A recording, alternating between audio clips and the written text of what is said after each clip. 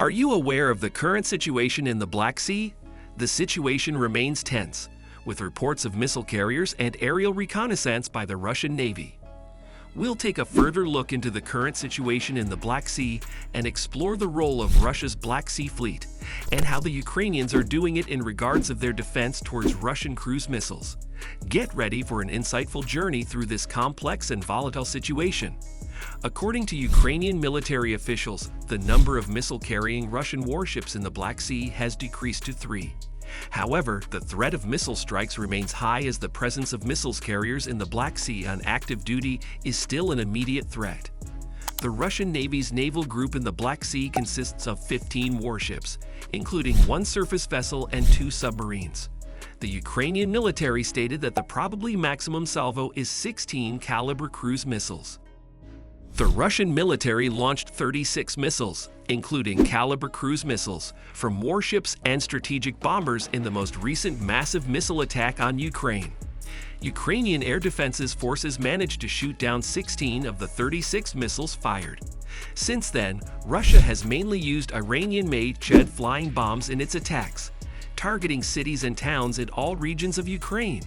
Natalia Gumeniuk, head of the Joint Coordination Press Center of the Southern Defense Forces of Ukraine, said that the Russians are ready to launch the missiles at any moment.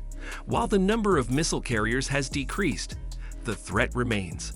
The presence of missile carriers in the Black Sea on active duty is a cause of concern for the Ukrainian military, as the missiles can be launched at any moment. On March 3, a spokesperson for the Odessa Regional Military Administration named Serhiy Bratchuk reported that there were still 3 Russian missile carriers on duty in the Black Sea. These missile carriers were armed with a total of 16 Kalibr-type cruise missile. This comes after a report on March 2, where it was reported that there were 4 Russian missile carriers in the Black Sea with a total of 24 Kalibr-type cruise missiles. The Ukrainian military is having some success in defending against the Russian missiles, which has been stated by the governor Mykolaiv, who said the Russian invaders have been technically ready to launch another missile strike since February 24, but have been postponing the attack due to the actions of the Ukrainian armed forces and intelligence services. According to the Ukrainian military, there are currently 13 Russian warships in the Black Sea, including those 4 missile carriers.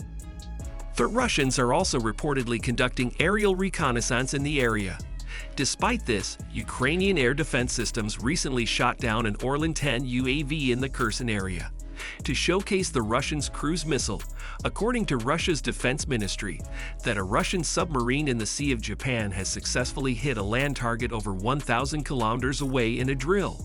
The cruise missiles are the same type which has been used in the war in Ukraine. The ministry released a video showing the missile emerging from under the water and hitting a target in a training area in Russia's eastern Khabarovsk region. The drill involved an undisclosed number of Pacific Fleet ships, jets, and drones securing the perimeter. This indicates that the situation in the Black Sea remains tense as Russia continues its invasion. A spokesperson for the Ukrainian Air Force believes that the issue of Russian warships in the Black Sea could be addressed with the help of F-16 fighter jets. As NATO won't deliver fighter jets to Ukraine due to low experience and not wanting to escalate the war even further, the ongoing invasion by Russia has also had severe geopolitical consequences, not just for Ukraine, but also for NATO's frontline naval strategy.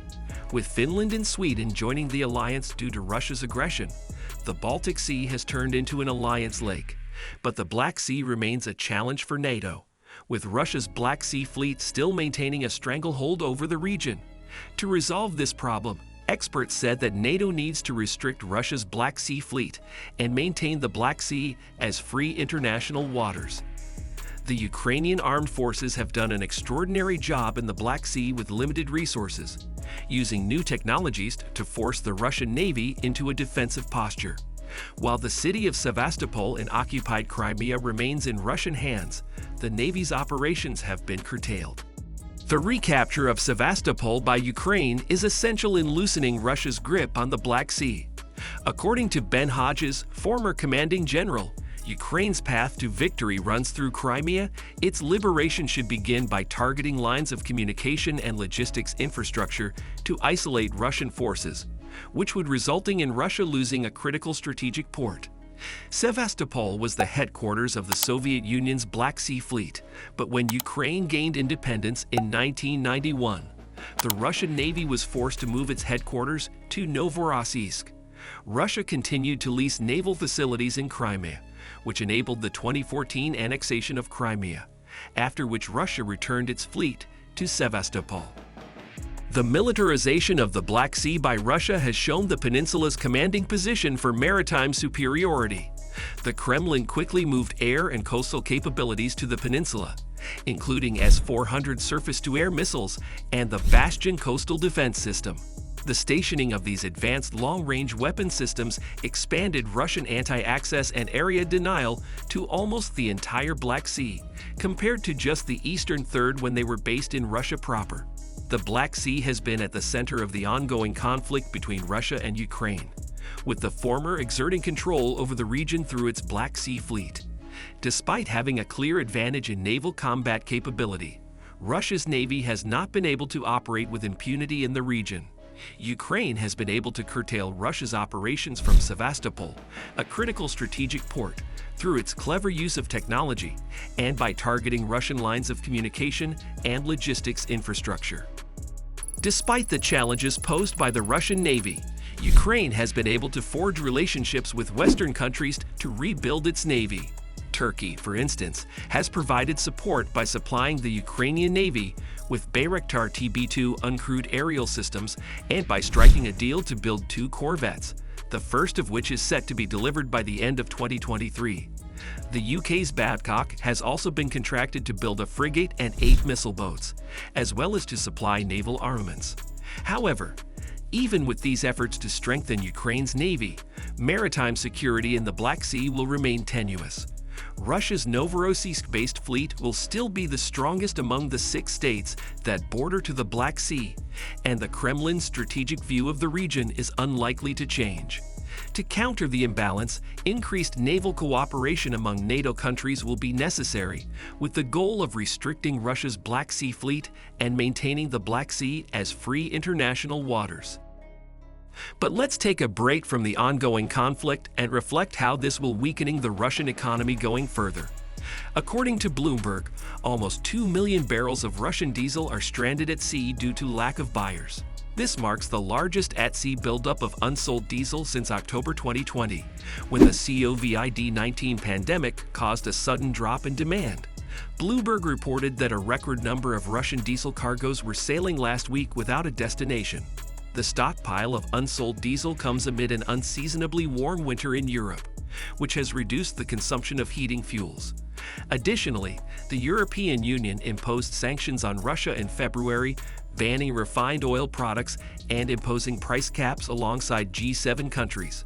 How do you think this will affect the Russian economy? And do you think tanking the Russian economy will be the way to go for the war to end? Let us know what your opinion regarding this subject in the comment section below. In conclusion, the situation in the Black Sea region remains tense, with both Ukraine and NATO concerned about the Russian Navy's presence. While the decrease in the number of missile-carrying warships is a positive development, the threat of missile attacks remains a major concern. The liberation of Sevastopol remains a key objective for Ukraine, and NATO needs to take action to restrict Russia's Black Sea Fleet and maintain the Black Sea as free international waters. This would help to reduce the risk of conflict in the region and ensure that Ukraine and other nations can operate freely in the area. Thank you for watching this video on the current situation in the Black Sea between Russia and Ukraine. We hope that this video has provided you with valuable insights and a better understanding of the ongoing conflict. If you have any opinions regarding the situation in the Black Sea, make sure to let us know by posting them in the comment section below.